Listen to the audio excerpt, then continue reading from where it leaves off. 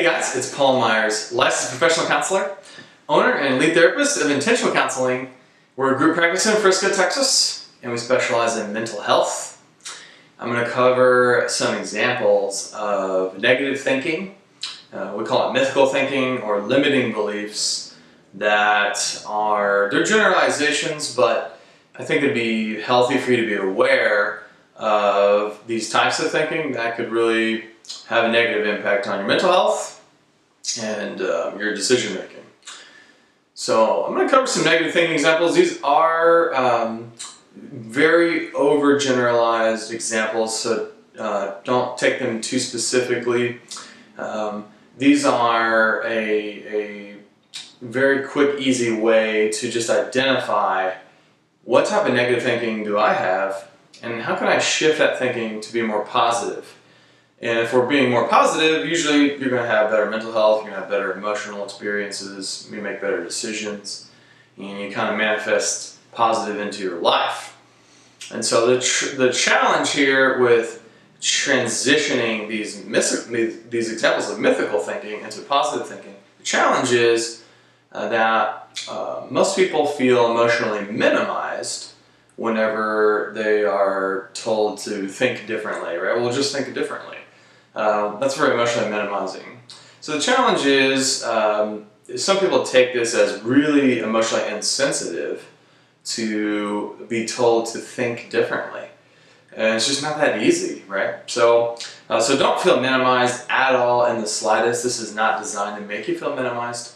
This is just designed to help you be aware of some negative types of thinking that you may have. And so you can be challenging that type of thinking and trying to think differently and recondition your brain to be more positive, ultimately creating more positive feelings for you and better mental health and a better life. Okay? So let's dive in. Let's look at the examples. So when we look at a few examples, these are just a few, but I've got one here where it says, I'll be happy when, X, Y, Z, fill in the blank, okay? So here's the fundamental problem with this. So happiness is typically a perspective. So if I have a really good perspective, or I have a perspective of gratitude, or a perspective of humility, or a perspective of contentment in my life, that's really just an attitude adjustment. And we can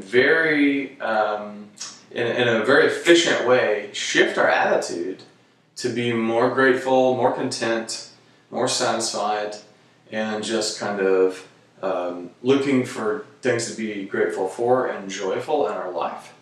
And this is a perspective. And if you really have that perspective, you're going to be happier.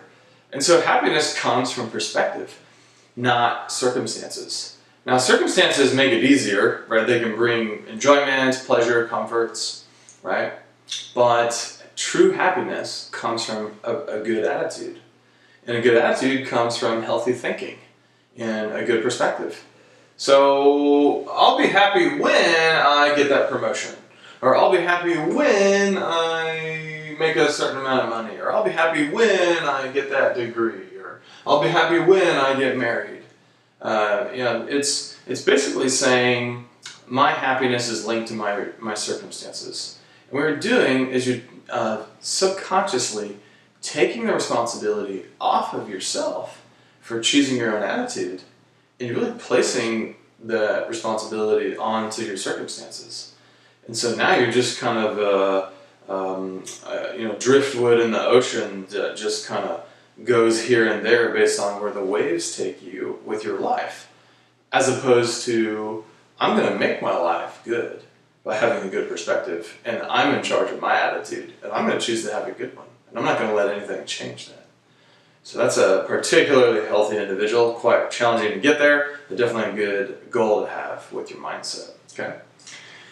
Next example is I should be able to X, Y, Z, fill in the blank. So this concept of shoulds is really just expectation based.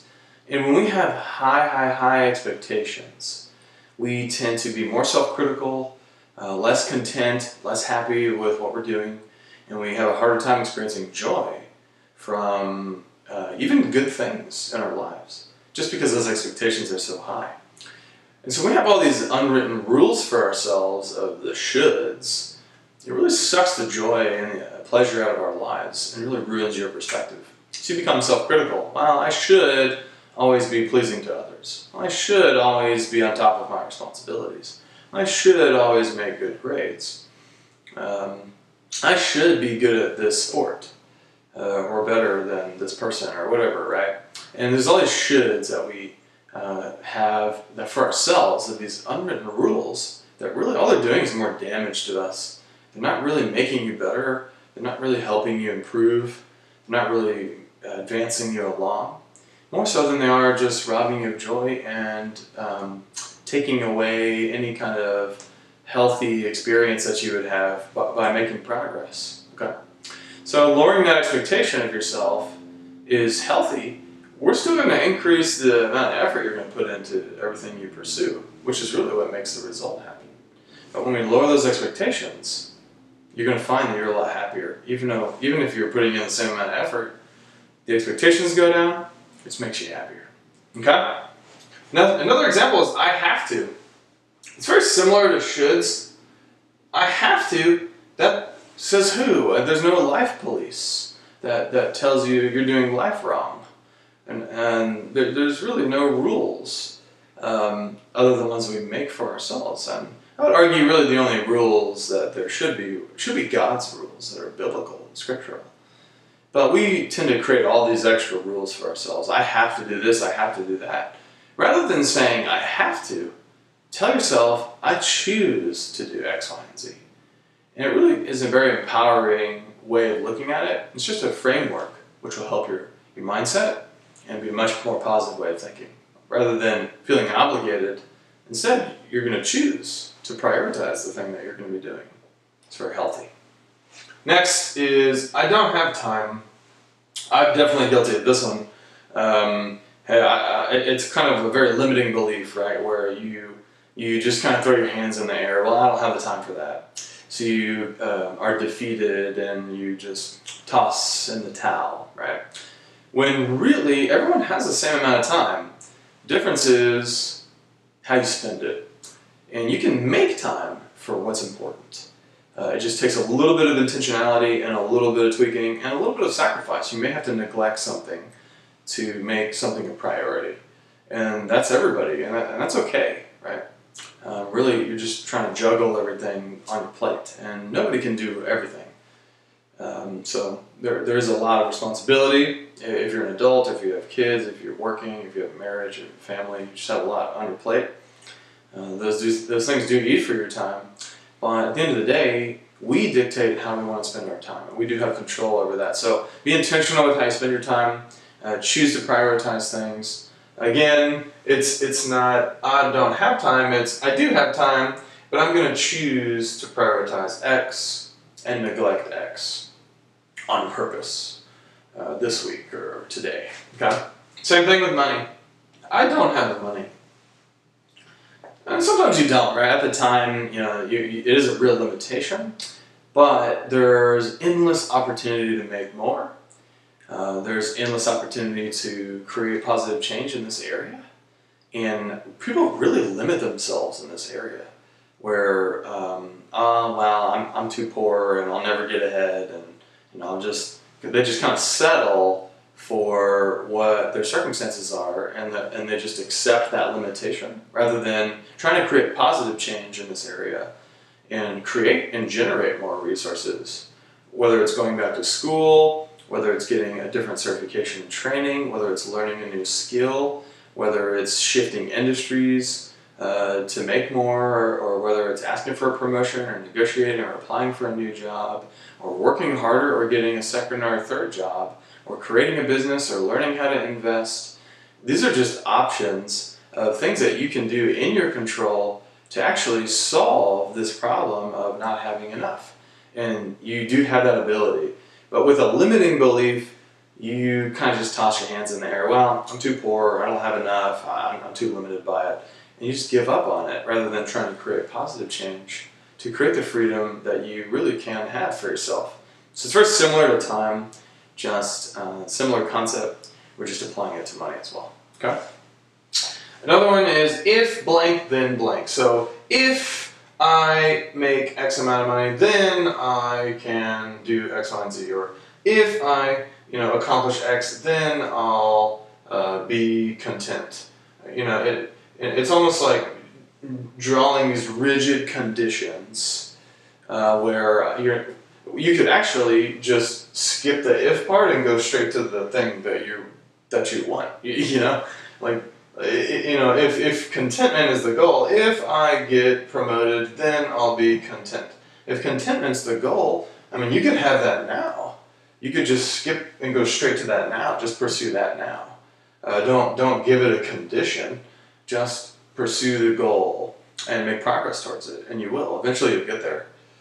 So rather than creating these conditions, these prerequisites, and really limiting ourselves, let's just make these goals and pursue progress towards them, and usually you'll get there faster. Okay. Rather than waiting around for the circumstances to be just right for us to do X, Y, and Z. Okay. Another one is it isn't going to work. This is just a defeatist mindset where you kind of just give up before you even get started. You're not even really open or giving it a fair shot at being successful, and you're defeating the opportunity before you even really give it a try.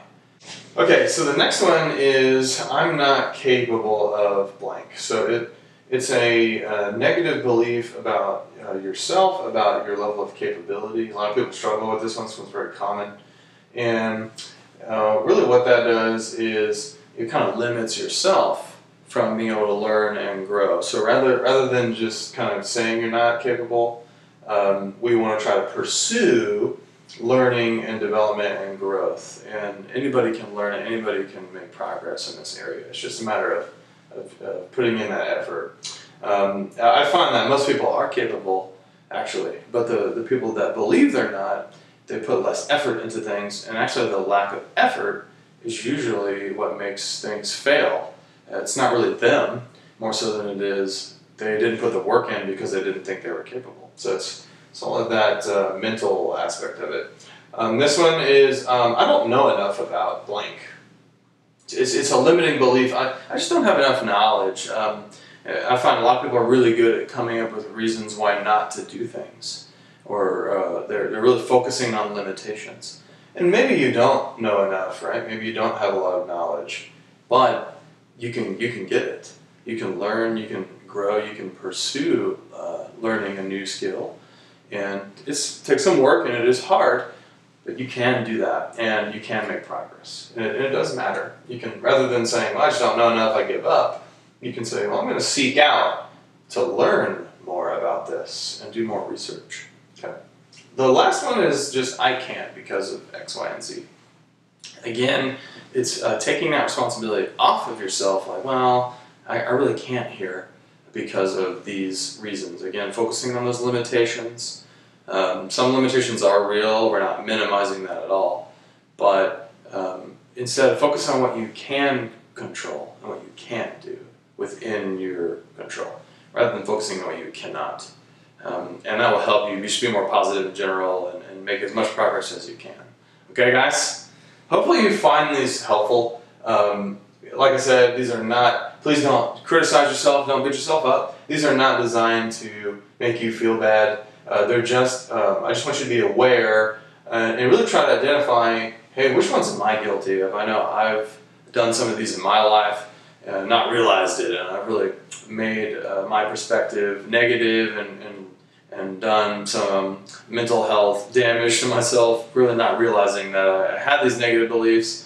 And so it's very common, but just be aware, be challenging that, try to shift your thinking, and hopefully you find that beneficial. Go to intentional-counseling.com if you haven't done therapy. We'd love to help you, either in person or telehealth. You can also subscribe or comment if you have something you'd like for us to cover. And that helps us grow, and we love to hear some feedback from you and go from there. All right, guys, take care.